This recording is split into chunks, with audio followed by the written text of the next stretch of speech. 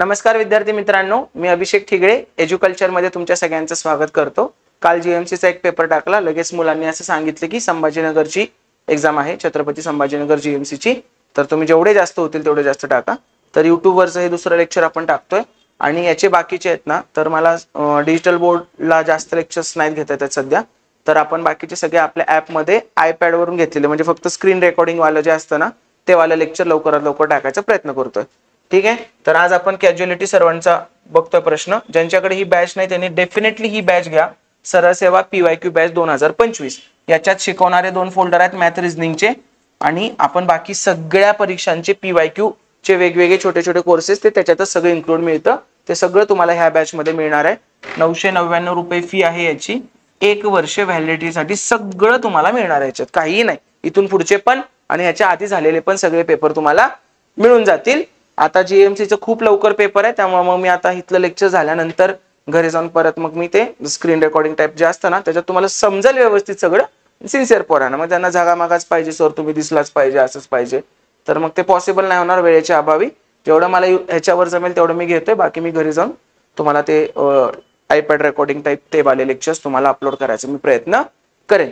So ह्या batch मध्ये सगळं मिळून जाईल। डिस्क्रिप्शन मध्ये ह्या बॅचची लिंक आपण देतोय, एज्युकल्चर या ॲपवर किंवा educulture.co.in या वेबसाईटवर तुम्ही ही सगळी बॅच ऍक्सेस करू शकताय। चला सुरू करू आपण आता।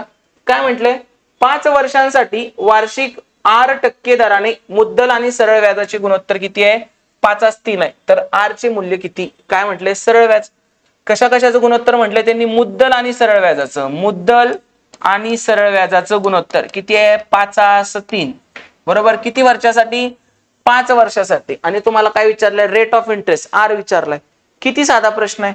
काय बघतो आपण? व्याज बरोबर काय आहे? व्याज बरोबर मदक भागिले 100।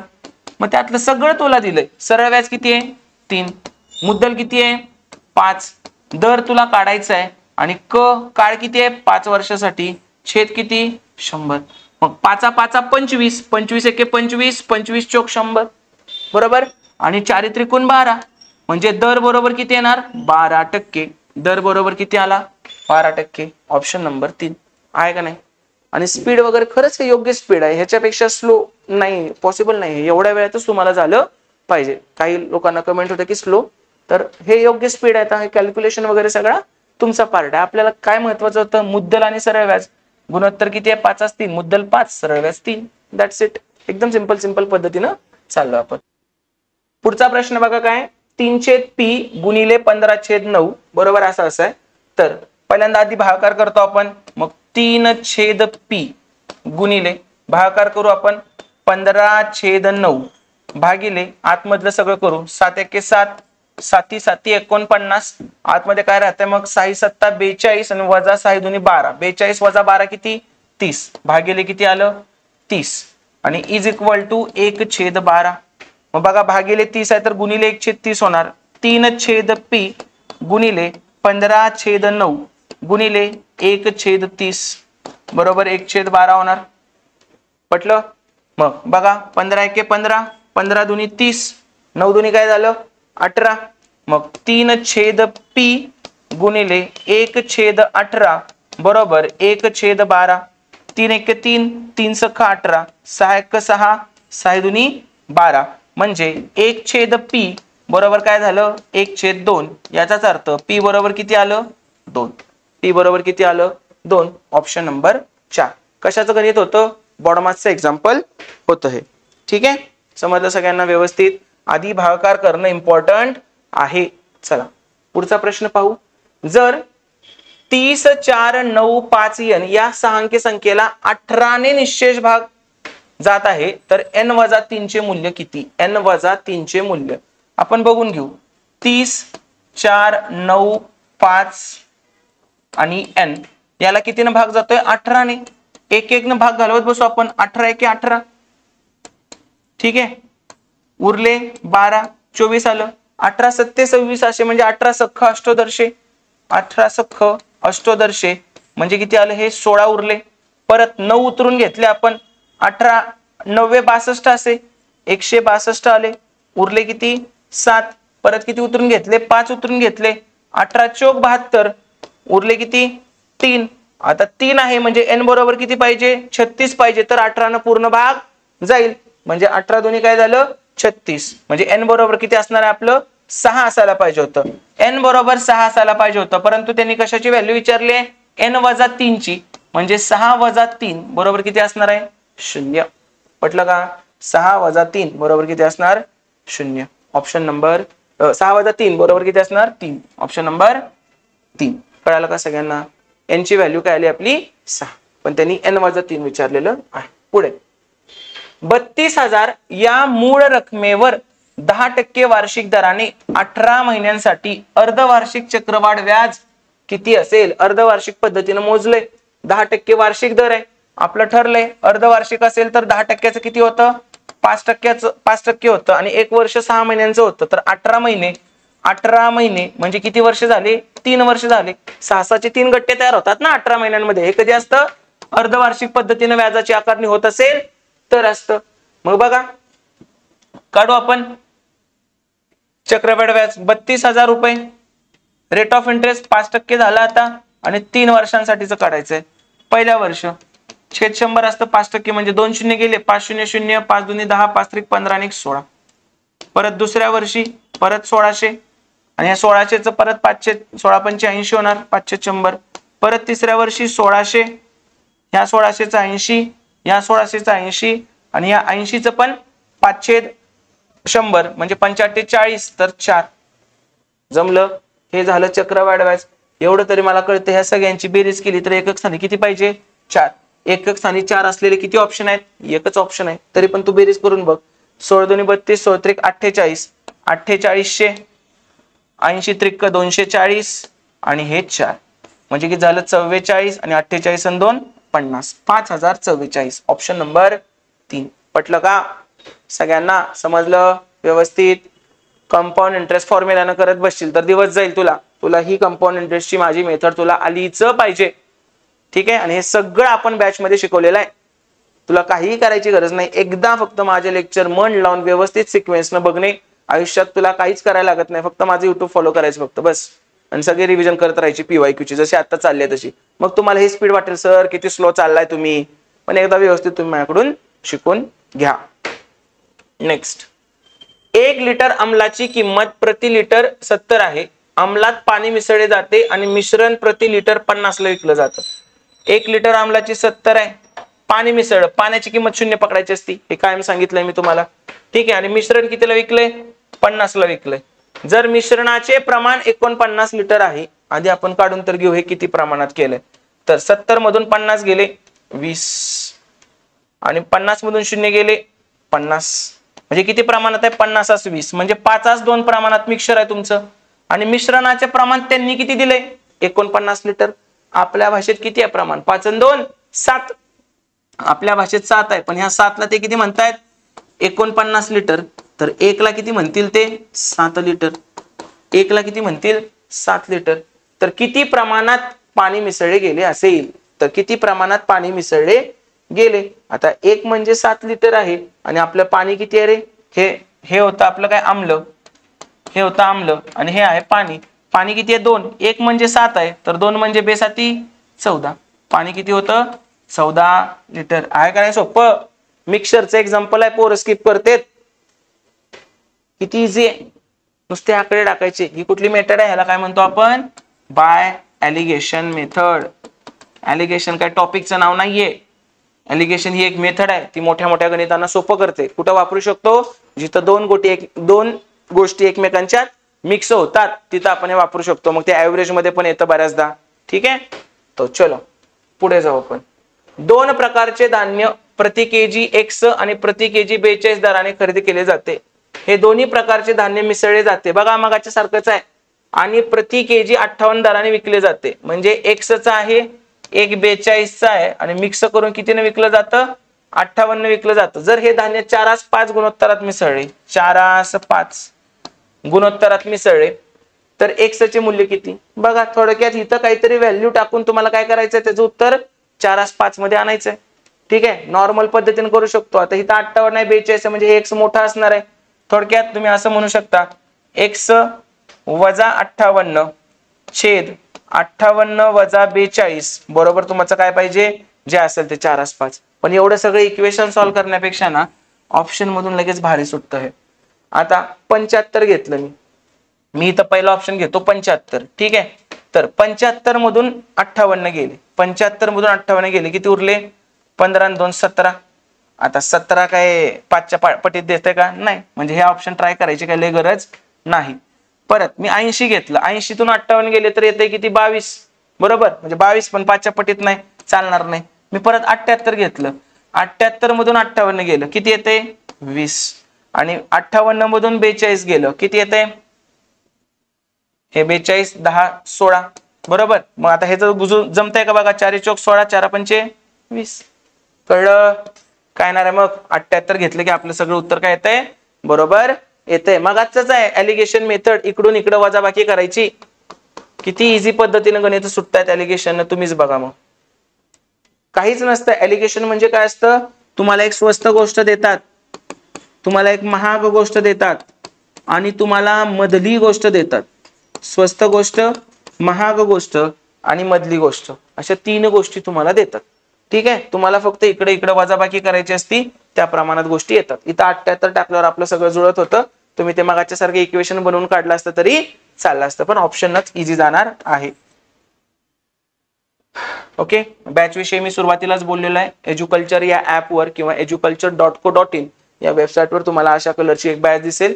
त्याच्यात आपण सरळ सेवा PYQ बॅच 2025 नाव दिले. सगळे बऱ्यापैकी एक्झाम आपण कव्हर करायचा प्रयत्न करतोय. कोशागार पण आहे, समाज कल्याण आहे, आणि आता GMC चे पण चांगले चांगले प्रश्न आहेत. हे MPSC ला लाजवतील असे प्रश्न आहेत. MPSC अजून त्याच प्रश्नात गुंतलेली आहे, पण इथं खूप चांगले चांगले प्रश्न येत आहेत तुम्हाला.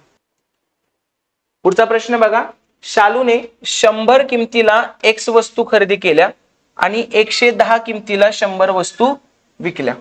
मग खरेदी किंमत काढू.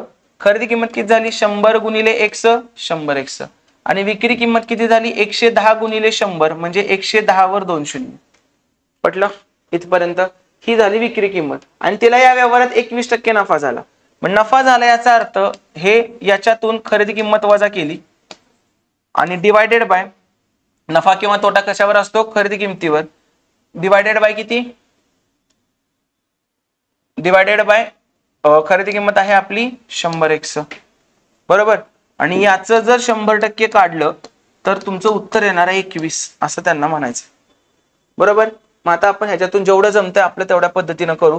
ह्याच्यातून 100 कॉमन काढलं मी, 100 कॉमन काढलं तर आतमध्ये 110 वजा X उरतंय, आणि खाली पण किती उरतंय, 100X उरतंय, आणि बरोबर आणि इंटू 100 बरोबर 21 असं राहतंय.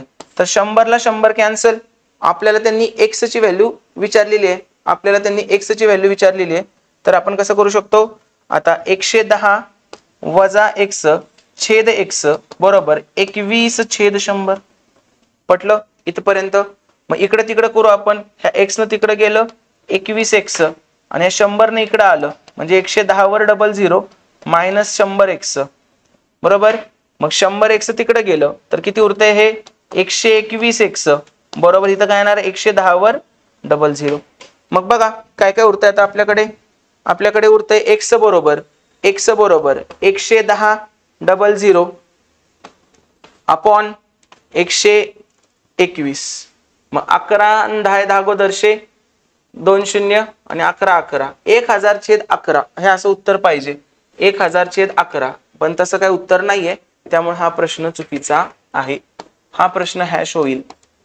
ठीक आहे, आणि एवढं सगळं करायची गरज नाही. आपण हे असल्या गोष्टी X वगैरेच्या कधी करत नाही. हा प्रश्न चुकीचा आहे, ट्रॅडिशनल मेथडने दाखवला.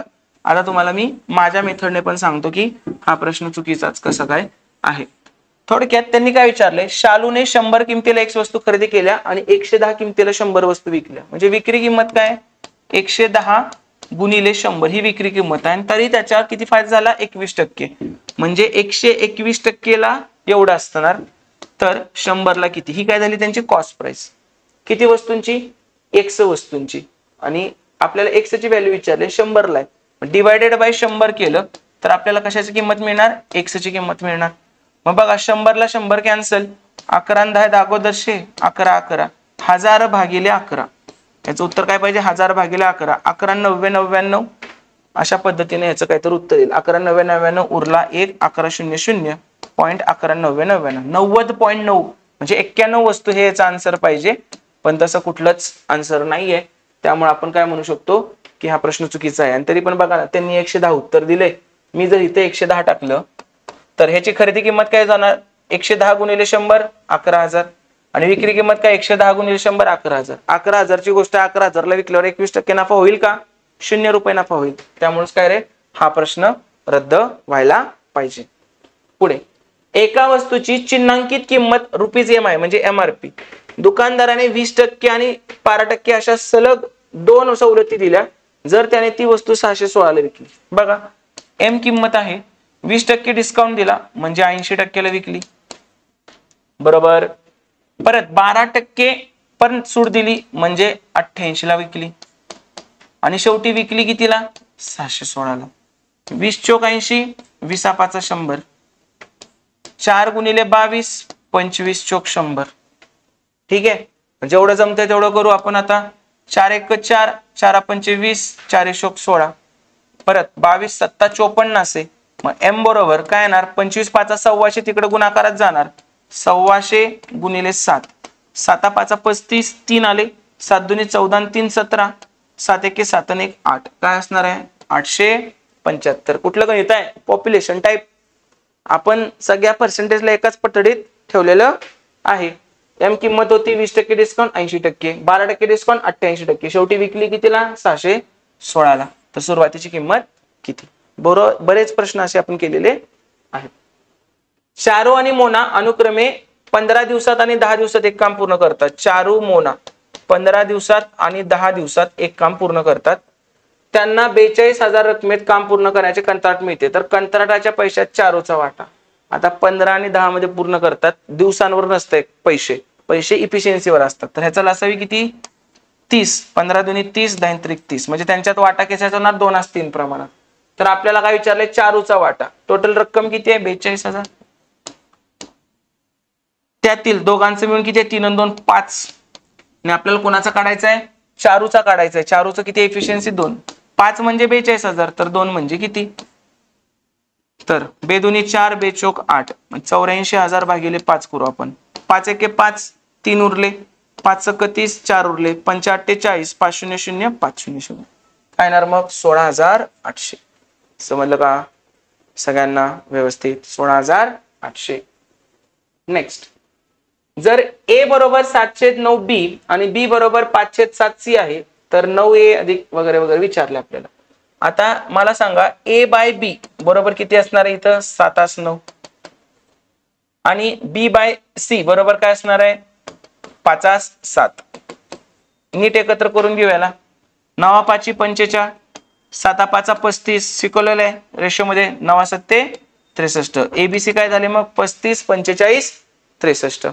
आता पहा, त्यांनी तुम्हाला काय सांगितलंय, 9a अधिक 4c छेद 9a वजा 4c. ए किती आहे माझा, 35 आहे. मग 9 गुणिले 35 अधिक 4 गुणिले 63, सी माझा 63 आहे.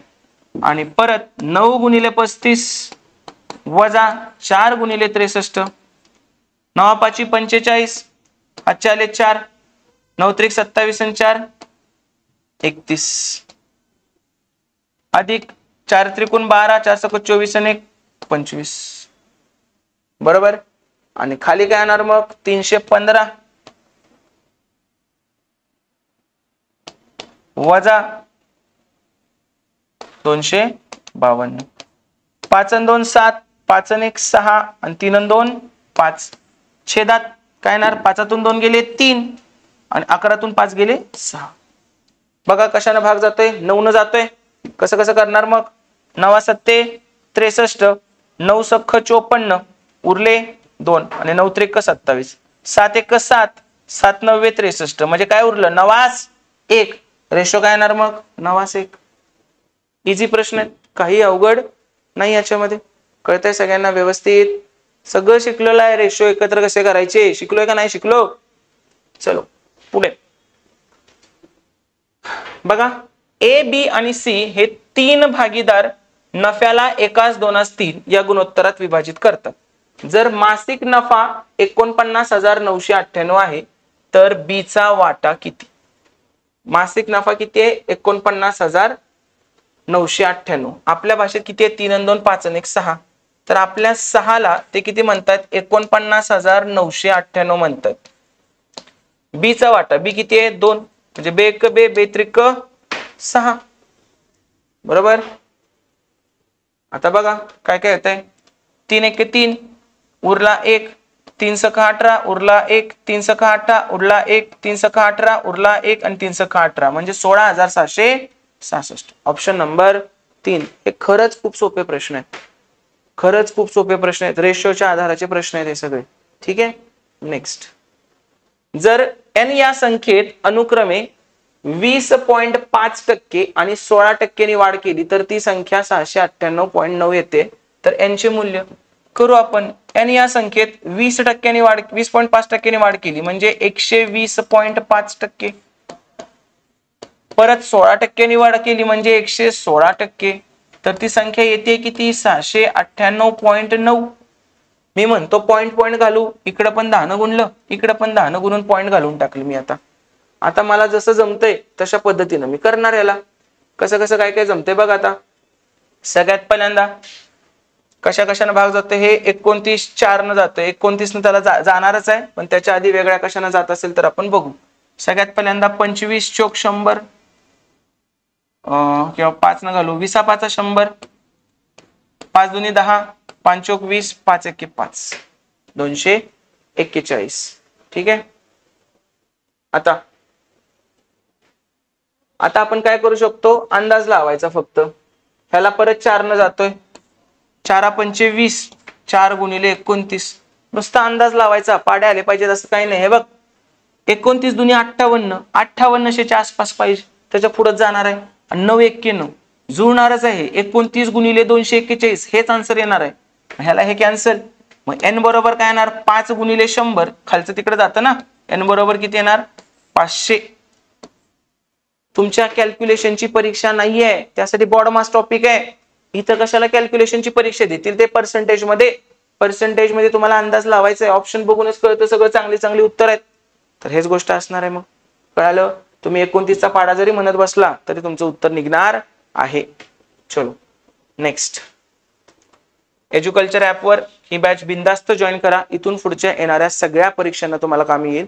आणि मी एक छोटा कोर्स पण काढून ठेवेल जीएमसीचा बाजूला, ठीक आहे, ज्याला फक्त जीएमसीचेच पीवायक्यू बघायचे आहेत। 9 पेपर आहेत माझ्याकडे, तर ते 9 पेपर हे 2 आणि अजून एक 7 पेपर हे तुम्हाला तुमच्या 25 तारखेच्या आत मी द्यायचा प्रयत्न करतो, ठीक आहे। एक छोटा कोर्स एक 200-250 रुपयाला ते तयार करून ठेवेन, ज्यांना तेवढंच पाहिजे त्यांच्यासाठी।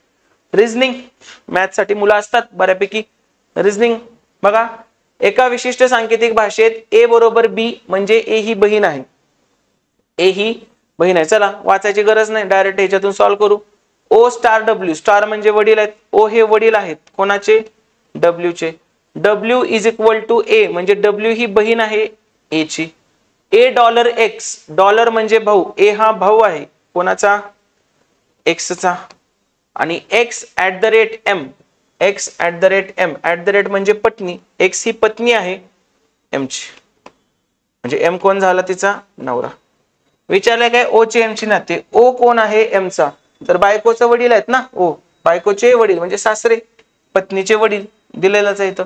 हे आता असं द्यायला सुरुवात केली, खरं तर सासरे वगैरे असे नाते द्यायला पाहिजेत, पण त्यांनी असं एकदम बायफर्गेशन करून उत्तर द्यायला सुरुवात केलेली आहे। नेक्स्ट, एका विशिष्ट सांकेतिक भाषेत केप्ट असं लिहिलं जातं, इयर्स असं लिहिलं जातं, तर ई कसं लिहिलं जाईल? बघा हे सेम तेच गोष्टी असतात। आता ह्याच्यात पण ई आहे, याच्यात पण ई आहे, आणि ह्या दोन्हीत कॉमन आकडा कुठला आहे? मग 4, कॉमन 4 आहे, म्हणजे ई म्हणजे काय असणार आहे आपलं? 4। लहान मुलाचा प्रश्न होता का नाही? बरोबर। Next, P Q R S T U V 3 आणि 3 6 आणि 7 वर्तुळाकार टेबलावरती तोंड करून बसलेत, म्हणजे 7 लोक आहेत, 1 2 3 4 5 6 आणि 7, बरोबर। आर च्या डावीकडून मोजल्यास क्यू आणि आर यांच्यामध्ये फक्त एकच व्यक्ती आहे। आर च्या डावीकडून मोजू तर क्यू आणि आर च्या मध्ये एकच व्यक्ती आहे। टी ही पी च्या उजवीकडे 3ऱ्या क्रमांकावर बसली आहे, टी ही पी च्या उजवीकडे तिसऱ्या क्रमांकावर बसलेली आहे. व्ही ही यू च्या डावीकडे तिसऱ्या क्रमांकावर आहे. व्ही ही यू च्या डावीकडे तिसऱ्या क्रमांकावर बसलेली आहे. साईडला लिहून घेतलं. टी ही व्ही च्या लगत उजवीकडे बसलेली आहे. टी ही व्ही च्या लगत उजवीकडे बसलेली आहे, म्हणजे टी इथं येणार आहे आपलं. टी ही व्ही च्या लगत उजवीकडे पण बसलेली आहे, बरोबर. एस ही व्ही ची लगतची शेजारी नाही. एस ही व्ही ची लगतची शेजारी नाही. तर टी च्या डावीकडून मोजल्यास आर आणि टी मध्ये किती लोक बसलेले आहेत. आता आपल्याला काय पाहिजे, व्ही च्या लगेच उजवीकडे टी पाहिजे. मग आपण इथं टाकू व्ही ला. व्ही च्या लगेच उजवीकडे टी टाकू, परत एक सोडून यू टाकू, म्हणजे यांना काय होईल, यू च्या डावीकडून हे होऊन जाईल. आणि परत आपल्याला काय पाहिजे, पी आणि टी च्या मध्ये 2 जण पाहिजे. पी आणि टी च्या मध्ये 2 जण. मग पी आणि टी च्या मध्ये 2 जण आहेत का, पी च्या उजवीकडून टी. उरतोय कोण माणूस, उरतोय माणूस यस. यस कुठं असणार आहे, इथं. तर विचारलंय काय, टी च्या डावीकडून मोजल्यास आर आणि टी मध्ये किती जण आहेत. टी च्या डावीकडून मोजलं तर आर आणि टी मध्ये किती जण आहेत, एकच जण आहे. हा कळालं पजल. नेक्स्ट, 7 व्यक्ती K L M N P Q आणि आर उत्तरेकडे तोंड करून एका रांगेत बसलेले आहेत. 7 लोक आहेत. 1 2 3 4 5 6 आणि 7. पी आणि क्यू मध्ये केवळ 2 व्यक्ती बसलेल्या आहेत. पी आणि क्यू मध्ये केवळ 2 व्यक्ती बसलेल्या आहेत. कुठं आहे माहित नाही म्हणून साईडला लिहून घेतलं. आर च्या उजवीकडे केवळ एम बसलाय. आर च्या उजवीकडे केवळ एम बसलेला आहे, इथं लिहून घेतलं. मग ठीक आहे. क्यू आणि आर यांच्यामध्ये केवळ एकच व्यक्ती बसलेली आहे. क्यू आणि आर यांच्यामध्ये एकच व्यक्ती आहे. इकडे 2 सोडून कोण येणार, मग लगेच खालचं पी येणार. के ही एल च्या उजवीकडे कुठंतरी पण एन च्या डावीकडे बसलेली आहे. के ही एल च्या उजवीकडे कुठंतरी पण एन च्या डावीकडे. जमलं का. एन आणि एल यांच्या मधोमध किती लोक बसलेत, एन आणि एल यांच्या मधोमध किती लोक आहेत रे, 1 आणि 2. किती लोक बसलेले आहेत, 2 लोक बसलेले आहेत. समजतंय सगळ्यांना, पटलंय. चलो नेक्स्ट. खालील संख्या मालिका पहा आणि पुढील प्रश्नाचे उत्तर द्या. असे किती समांक आहेत ज्यांच्या लगत आधी काय येतो, विषम येतो. समच्या आधी काय पाहिजे, विषम, आणि लगेच नंतर सम येतो. म्हणजे तुम्हाला कसं पाहिजे, विषम सम सम, विषम सम सम. बघा कुठं कुठं आहे, विषम सम सम, परत विषम सम सम, परत विषम सम सम नाही, विषम सम सम नाही. किती आहेत रे, 2च मिळाले मला. इथं 3 6 6 आणि 1 6 2 अशा 2च गट आहेत. नेक्स्ट, समान रुळावर एकाच दिशेने धावणारी पी ही 120 मीटर लांबीची ट्रेन क्यू ला, मॅथ्सचं वेटेज लई आहे. आता रिझनिंग होते की नाही, तरी पण मॅथ्स टाकलंय त्यांनी याच्यात. 120 मीटर लांबीची ट्रेन क्यू ला 20 सेकंदात आणि 124 मीटर लांबीची ट्रेन आर ला 24 सेकंदात ओलांडते. तर पी या ट्रेनची अनुक्रमे लांबी मीटर मध्ये आणि वेग सुद्धा काढायचा आहे. ठीक आहे. पी ट्रेन 120 मीटर लांबीच्या क्यू ट्रेनला, ओके, 2 ट्रेनला क्रॉस करते. पी ही एक ट्रेन आहे, तिची लांबी मी पकडतो पी. ती 120 मीटर लांबीची ट्रेन आहे, एका दिशेने धावतात. त्यांना किती वेळात ओलांडते, 20 सेकंद. आणि स्पीडचं काय होतं अशा वेळी, स्पीडचं अशा वेळी होतं सबट्रॅक्शन. ठीक आहे. म्हणजे दोन्ही ट्रेनचं काय होणार, subtraction. Speed of P minus speed of Q. परत अजून एक दुसरी गोष्ट काय, 184 मीटर लांबीच्या आर ट्रेनला पी प्लस 184 अपॉन 24 सेकंदात ओलांडते. तर याचं काय होणार आहे, S P minus S R, R ट्रेनला. तर आपल्याला काय शोधायचं आहे, त्याचं हे शोधायचं आहे की स्पीड आणि त्याची लेंथ शोधायची. एकदम सिंपल गोष्ट. पहिल्यांदा पी ची ट्रेन 120 मीटर आणि स्वतःच करत होती, 184 आणि स्वतःच करत होती. टाइमचा गॅप किती लागला रे, टाइमचा गॅप दोघांना किती लागला, 4 सेकंद. आणि डिस्टन्स किती एक्स्ट्रा कव्हर केलं, 64. डिस्टन्स किती कव्हर केलं एक्स्ट्रा, 64. आधी 120, आता किती 184. पी तर कॉन्स्टंट आहे ना, एक्स्ट्रा डिस्टन्स किती कव्हर केलं, 64. मग याच्यातूनच तुम्हाला स्पीड कळून जाते. 64 मीटर साठी 4 सेकंदाचा एक्स्ट्रा वेळ लागला. मग स्पीड काय येणार, 64/4. पण कशात येणार, मीटर पर सेकंद.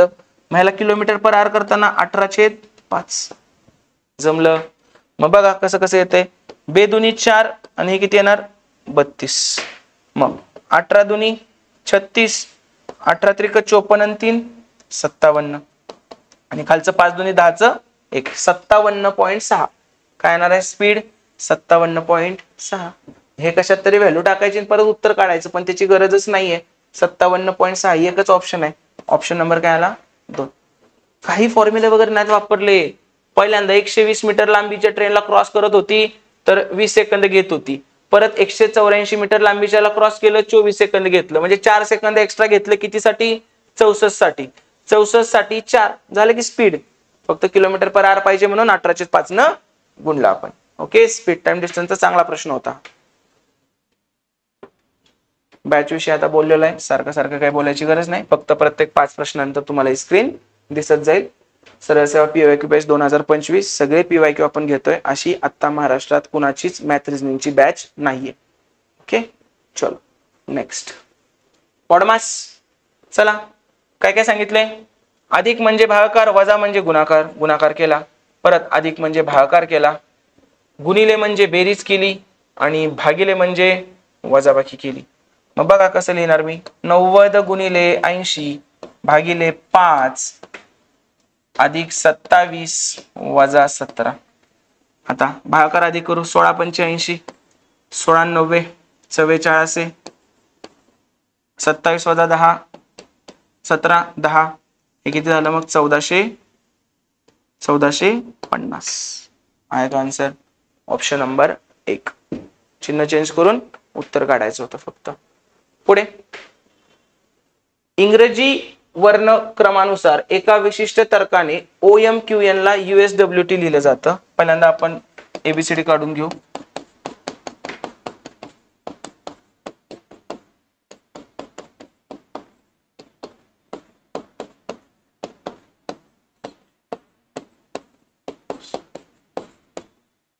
ठीक आहे.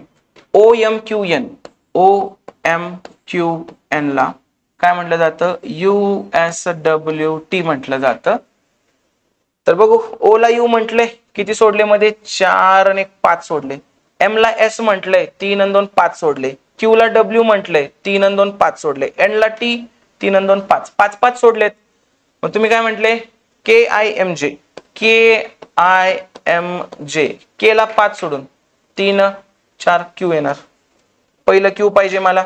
परत आय ला 5 सोडून 5 सोडले ओ येणार. एम ला 5 सोडून 3 आणि 2 5 सोडले एस येणार आणि जे ला 5 सोडून टी येणार. QOSP option number 2. 5 5 सोडून लहान मुलांचे प्रश्न आहेत हे. नेक्स्ट बघा, परत आपण हे कॉपी करून घेऊ.